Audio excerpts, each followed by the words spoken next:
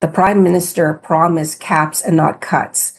And it definitely feels like the public service workers are going to be bearing the brunt of this. Folks, so much has happened in the past 24 hours that I'm very curious as to which direction the liberal elbows are currently pointing.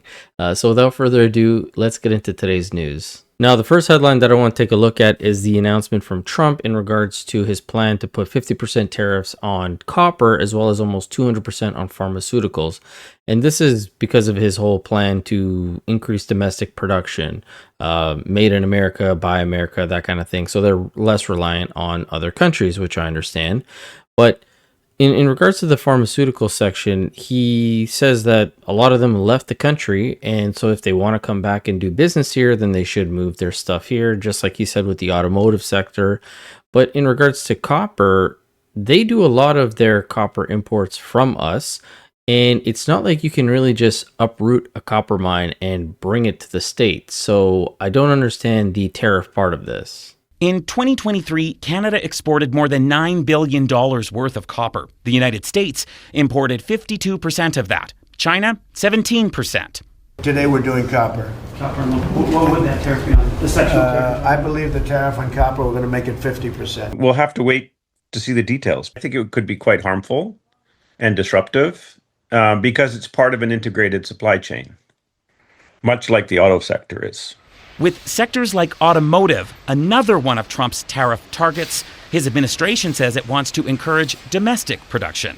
But when it comes to copper, that theory has limits. But copper is copper. It comes from the ground. And it's either in the ground or it isn't in the ground. You can't just wave your magic wand and produce copper. Now, lucky for us, this announcement from Trump comes as Mark Carney has decided to go on vacation. A little bit of a staycation, according to some media reports. However, before he went on vacation, he decided to backstab quite a few liberals, especially in the Carleton riding, the one that Pierre Poilievre lost to Bruce Fanjoy, by making this announcement on Twitter where he said, "It's time to spend less so we can invest more. Canada's new government will spend less on government operations so we can invest more in Canada to create high-paying careers, build up our country, and grow our economy. That's the change Canadians deserve." And the reason I say that Carleton got backstabbed is because a lot of public servants work in that area. And Francois Philippe Champagne put out a statement or sent out a letter to a lot of the MPs and cabinet ministers telling them that they need to find savings somewhere. Letters have been sent out to Prime Minister Mark Carney's cabinet ministers, directing them to come up with a plan by the end of the summer to slash spending, and that has some public servants concerned. CTV News has learned ministers must find 7.5% in day-to-day operational savings by the 2026-27 fiscal year, followed by 10% savings in 2027-28 and 15% the year after that. It comes as Carney's government has laid out some expensive measures, including a tax cut for the middle class and a significant boost to military spending, which the C.D. Howe Institute says could help bring Canada's deficit to over $92 billion this fiscal year alone. You need to either look at a source of revenue that isn't personal or corporate income taxes, or you have to look at spending cuts. Possibly you have to look at both, because the increase in defense spending to 5% of GDP takes us into territory we haven't been in since the early 1950s. But if you remember back in April, just before the actual election, they were hounding Pierre Poilievre because he was planning on doing all these cuts, making a smaller government. And this is what Bruce Fanjoy put out as a video to get voters to vote for him instead of Pierre. We need all hands on deck to defend our country from Trump's trade war, and that includes Canada's public servants. Canada has some of the best in the world. Many of you live in Carleton. You're well educated, you work hard, and now more than ever, your country needs you. But Pierre, much like Donald Trump, shows utter disdain for public servants. He's promising Trump-style cuts to the public sector, which would lead to 100,000 jobs lost. These cuts will put Carleton residents, his own constituents, out of work at a time when we need them most. We can win this election and stop Poilievre from gutting the public service. Go vote on Monday for Mark Carney's Liberals. Now, that didn't age very well, and it's not that old to begin with, but I am curious as to how Bruce Vanjoy is going to be addressing his constituents of Carleton, as he was warning them of these Trump-style tactics that Pierre was going to implement, but then Mark Carney goes and does the same thing. Now, they are trying to defend them and saying, well, this doesn't necessarily mean it's going to be job losses. Even the CBC is trying to, thread that needle. But they had the president of the Public Sector Alliance of Canada on, and she was not as convinced as David Cochrane was trying to make it seem. Take a look. It's interesting when you look at what's not going to be touched, right? Transfers to individuals, pension money, OAS, and other transfers, and transfers to provinces, and those programs that the Liberals have built out for a number of years. So when you ring fence those and tack the percentage on what's left, it brings the dollar amount way down. But really, a lot of that is just jobs and salaries. I mean, what are your thoughts there on what it can mean for the actual members of the public sector? What it could mean is job cuts. Realistically, that's what it means.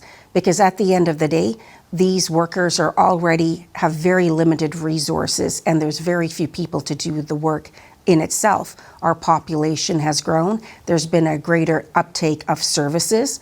And at the end of the day, who actually relies on the services? The most vulnerable of our society. And so right now, we're asking people to do more with less. But as federal government service workers, they are the first line of defense for this government. And so they take what they do quite seriously, and there's very little slippage in between. So asking them to cut more, that means salaries and benefits. And that's what concerns me greatly. So when I was speaking with an official in the Department of Finance about this yesterday, what they said to me was that this is not intended to be a job-cutting exercise. They do want to rebalance the public service. This annual rate of growth of 9% is way outstripping GDP and revenue growth and is not seen as sustainable. But the job losses they suggested would largely come through retirement, as people leave, the attrition approach. And then the Prime Minister has talked about using AI to make things more productive and efficient inside government. Do you buy that they can hit targets like this without big job losses? I don't see how they could do that. And the reason why I'm saying this is because who can retire in this economy? Right now, the cost of living has gone up. Can people actually retire with dignity and respect? The answer is no. They need a good job to enable them to do that. Now, clearly, we all know she's not wrong. The cost of living has skyrocketed. But at this point, I don't even know who's thinking about retirement. People are just focused on the day-to-day. And I'm not trying to pivot too much from this story, but there was just a new report coming out in regards to homelessness increasing in Toronto. And you might say, well, that's a Toronto thing. Toronto has all these problems. But just look at the mortgage defaults that are happening across the country. It's getting out of hand, and people are becoming homeless because of the cost of living and just the unaffordability of life. New survey says that Toronto has seen a dramatic increase in the number of people experiencing homelessness. Results found that more than 15,000 people are thought to be homeless in the city. That is an increase of 77% in the city's homeless population in the last 6 years. Now, Franson is losing the house he worked so hard to afford. I just felt a little defeated. Franson has fallen behind on his mortgage payments. It all started years ago when pandemic restrictions kept him out of work as a contractor. Then came inflation, and as the cost of building materials, gas, and groceries went up, so too did his mortgage payments. Franson's story reflects a larger trend. Saskatchewan has the highest mortgage delinquency rate out of all Canadian provinces, and it's almost double the national average. We've seen average monthly mortgage payments go up anywhere from 10% to double, depending on the percentage rate that they had, the home value, those kind of things. And so that's created what we call a payment shock. And with the cost of living going up, Fabian calls it a double whammy. Now, the president of PSAC there brought up the fact that a lot of people who are close to retirement or could retire can't do that because of the cost of living. And I agree with her. But we are having whole new generations of people who will probably not ever be able to save any sort of money, own anything. They'll either be paycheck to paycheck, living with their parents still, or potentially end up homeless. And when David Cochrane was asking her about this growth that we're seeing in the public sector being at 9%, She brings up, well, immigration is a huge factor to where we needed to increase how many people we had in those public sectors to support all of this immigration. And David Cochrane tries to defend it by saying, well, immigration didn't really grow by 9%. I definitely think the contracting out, use of consultants, and these sorts of things is going to be looked at. But I wonder your thoughts on the growth rate of 9% a year on average. Do you accept that that is the rate of growth, first of all? And that seems high. I mean, I'd like to have that in my retirement, but I don't know if that is a sustainable number for a public sector. And I say that as someone who is also employed by the taxpayers of Canada. What are your thoughts on that? Does that need to be slowed down, that rate of growth, as the Prime Minister says? Well, I think two things have happened. First of all, our population has grown. Mm-hmm. The services that we are delivering have grown as well. Someone has to deliver it. It just doesn't happen. And we've seen a multitude of different cost-cutting exercises with different departments and agencies. And what's left are people doing more work with less resources. What used to be a group of people of 3 doing the job, now it's on 1. Right now, we're not even answering the same rate of calls for Canada Revenue Agency, where less than 5% of calls are being picked up on. There's a problem here with the services that we're receiving. No, look, I accept your point that there has been population growth, but not at 9% a year. I mean, that's almost 4 million people a year. And I know immigration has had a lot of problems, but it's not quite at that level. But I wonder when you look at what this government has signaled in terms of its priorities. These are big money priorities, and a lot of money is going to need to go into economic development, into defense spending. The other suggestion, just as a final point, was that jobs could be moved around. People who work in Department A could end up working in Department B because that is the priority of this government. Have you had conversations with the government about that, either through Treasury Board or government transformation, about the sorts of shifts that maybe people in the public service could expect? Right now, we haven't had any conversations in regards to what those shifts would look like, but we are open to having them. No, I agree with David that defense is going to be a big money priority, and his solution, I guess, or suggestion of moving individuals from departments that maybe aren't really useful or aren't needed as much and moving them to the priority departments potentially is a smart idea, but 9% growth is still just way too high. And I understand why the growth has happened. We definitely need to rein it in. And the Liberals are taking a lot of these conservative talking points, which is something that was brought up later on with the panel. But the Conservative member brings up an even better point and saying, where do the Conservatives really go from here? Because the Liberals have been stealing basically all of their talking points. Where are Conservatives going from this point on? Especially once Pierre Poilievre, if he wins Battle River Crowfoot, which I think he definitely will, once he gets back in, what is he going to be attacking Carney in or the government? Because a lot of the things they're implementing are Conservative policies. Important to point out that this is identify savings, not implement them, right? But it sends a pretty clear signal. But when you take out all the things that the Prime Minister says he won't touch, right? Transfers to provinces, transfers to individuals, the programs, the suite of programs the Liberals have built, I don't know, like half of the budget is off limits. But even with that, you're still looking in round numbers of identifying like $14 billion in cuts, give or take, by next spring or more, right? That's a staggering number.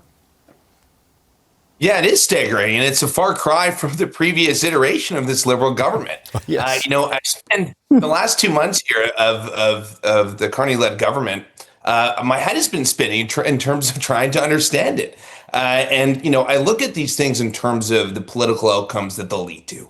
And one thing that I really can't wrap my head around, aside from the numbers, which, as we've identified, is a tall task to ultimately realize the savings that the Prime Minister and his top bureaucrat, Michael Sabia, are looking for, is what will happen to, I think, Conservative policy from this. Because there's no question the Overton window has shifted so far to the right under this government, not just on government-led savings, but on militarization, tax reform, an approach to a whole host of things. So what I wonder in terms of actual political tact is what Pierre Poilievre and the Conservatives will be able to come up with in terms of new and innovative policy and even critique of government policy when they're playing from this playbook.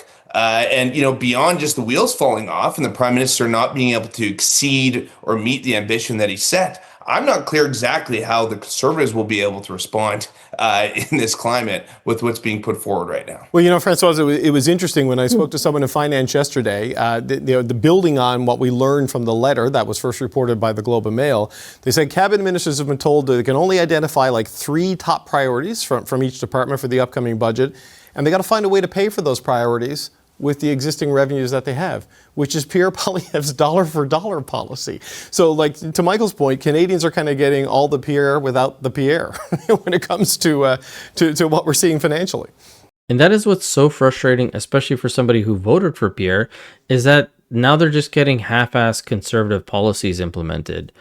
We saw that with the consumer carbon tax, where they didn't actually remove it, they just reduced it to 0, but then went ahead and kept the industrial version of it.